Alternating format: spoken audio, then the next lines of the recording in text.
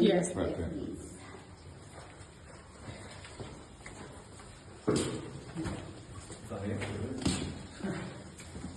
And then you can see also like on the sides, like you've got these tunnels, like you've got lots of them on the side, so we call them stoves. Remember those miners who will actually like go inside. Busy looking for those gold-bearing stones. So that means that they will crawl inside and then work inside. And then the water is all natural water.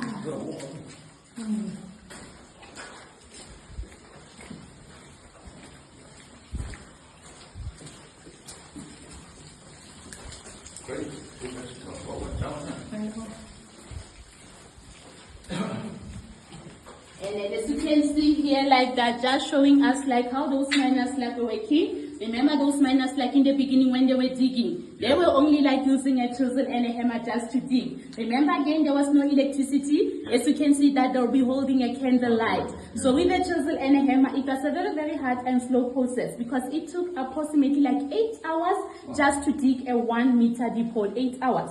But then as time progressed, they started introducing that machine. We call it a jackhammer driller. So it is a jackhammer driller like it's fast because it can make that 1 meter deep hole in 3 to 5 minutes instead of 8 hours. And again, they were issued with ear plugs just to protect their ears from the noise because the machine like is loud. So now I'm just gonna demonstrate the machine for you. It's still working. Remember I said that it's very loud?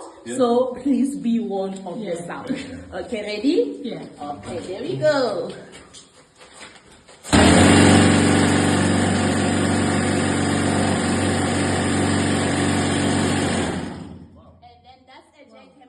It uses compressed air. But I hear that before, like in the beginning, they didn't have any of those earplugs.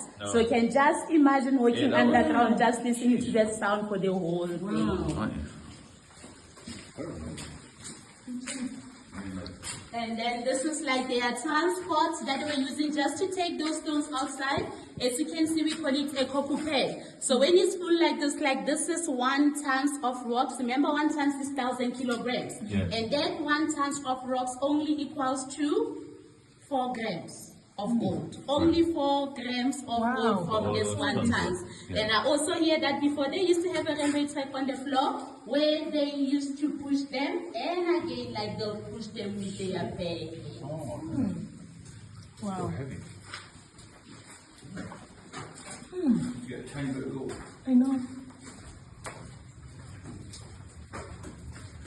And then explosives, we call them dynamites. So like they were just using them like for blasting the rocks underground.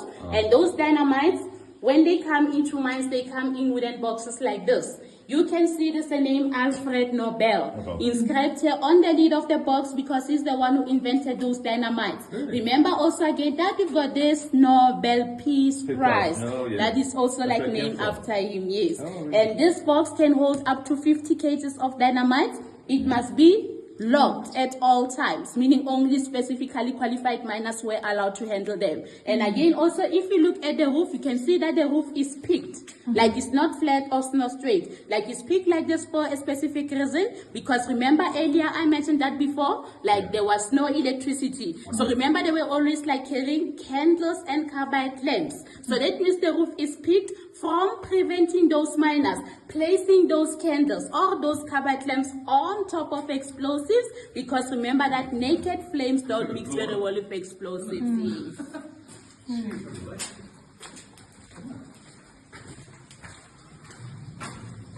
And then more of those explosives, as you can see, like these ones, like they are bigger and stronger. And again, if you look at this one, you can see that this one, like the box is different, because like this one, like the roof of the box is flat. So this one, like the roof of the box is flat, because at least this one, like is made from, this is metal or steel, and that one is loose, so that is why like it's steel.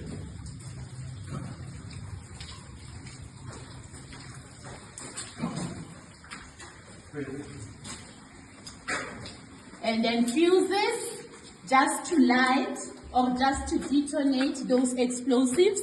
As you can see that they are separated. So they must always keep them separated, because remember, once they come close together, then they explode.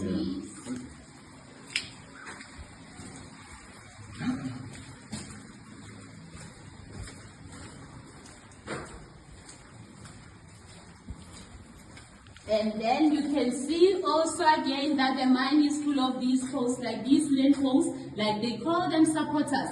Because as you can see, like that, just supporting the roof or the hanging walls of the mine. Because remember that if your roof, like if it's not properly supported, then it's gonna fall, or it's gonna collapse, then the rock fall is gonna happen. And then if you light your torch, you can see that rock fall quite clearly down there. And I hear that most common accident that were happening here underground, like most of them, like they were caused by those rock falls. And these wooden posts, like they're from trees which are called eucalyptus or blue gum, because at least the posts like were very, very strong. And then you can see also again that you've got these pieces of metals, like you've got lots of them, so we call them roof bolts. And again, also like that, just supporting. It's about 1 meter, and then they just drill it inside. And one roof bolt can hold up to 10 tons. Wow, that's really good. Wow.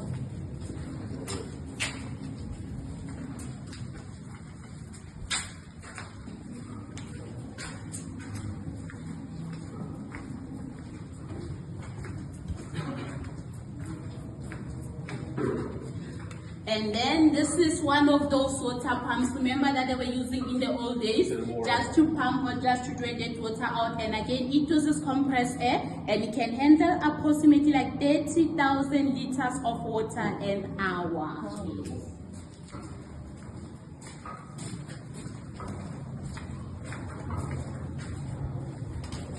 And then this is a tip and grizzly. A tip and grizzly is a place that they were using just to crush or just to break those big rocks like into small pieces.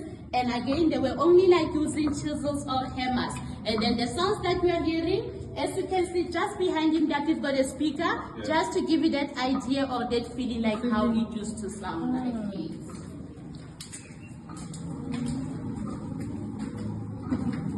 And then now up on the surface, every miner must have his ticket. They stand by the clock before entering a cage and before coming underground. And then once they arrive here underground, they must come this way and give those tickets to the team leader. The team leader will collect all the tickets. And then after collecting them, he will lock them safe inside this miner's box.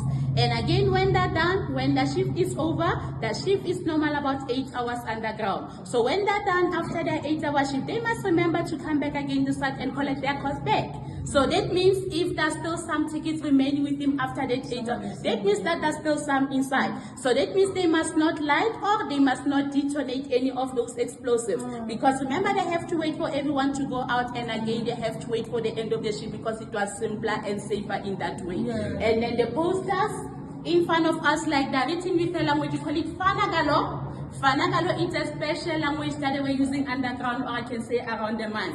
And that Fanagalo is 3 different languages, which is English, Afrikaans, and Zulu, all mixed together just to make sure those miners could communicate. Because remember that there were different people, and again, they were talking different languages. And I also hear that there were foreigners coming from foreign countries as far as Mozambique, Lesotho, Zimbabwe, coming to South Africa to work. So it's Fanagalo, it's English, Afrikaans, and Zulu all mixed together. And again, I hear that they're still using that language up until this day in other operations.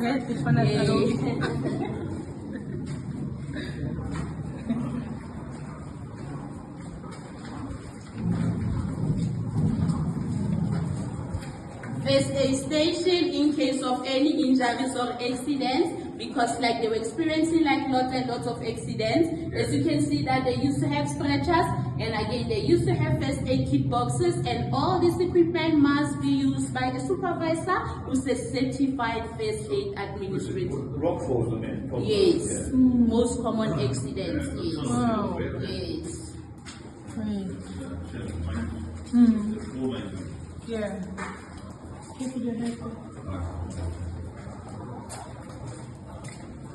Okay. And then this is also a map. Remember that also only 75 meters is only level 2. But remember, like in total about 57 levels, which is about 3,293 meters deep. But that's unfortunately we can't go there because of water. It would be dangerous to go like Yes. Yes. Yeah. And then again, please be careful this side. Please just watch your step.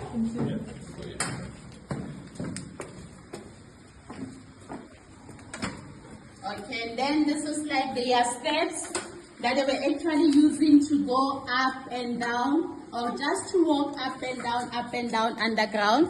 You can see that these ones, like, it goes all the way down to the bottom. Yeah. But remember, when you start getting deeper, when you start to get deeper, there's water. Then you start seeing that water, that natural water. It's been so thick.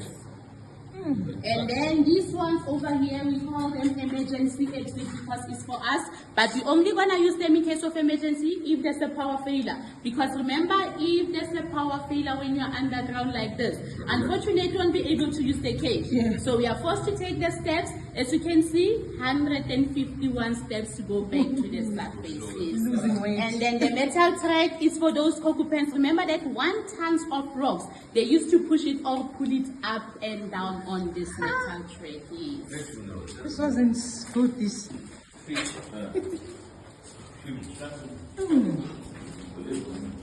And then you can see also, like, you've got these little holes. Remember, I said they're gonna insert those explosives inside. Remember, in the beginning, just to make the holes, they were only like using a chisel and a hammer. Yeah. But then as time goes on, they started using those drillers. Then they'll put those explosives inside. Okay. They connect the fuses. Like, they have to make sure that everyone is out. When everyone is out, then there's a big explosion inside. And yet, like, after that explosion, like, they don't come immediately underground. They have to wait outside for at least 1 hour just to wait for the dust to settle down. Because remember, if they get a chance of inhaling that dust, like most of those miners, like, they got sick. Yes. Oh, yeah. And now we are going back, we are returning back to the station where we started. As you can see that we've been walking around like in a circle. Right. I know. Yeah, all these tiny little holes are managed.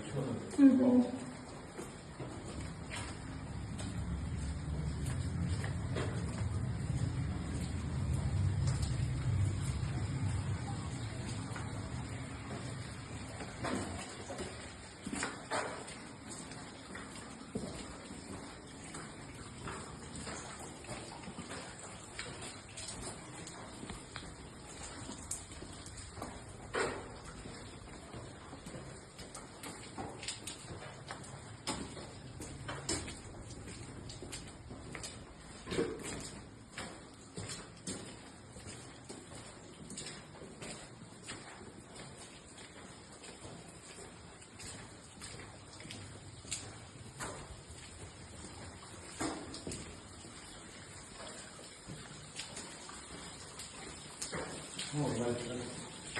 Just be really hard, like.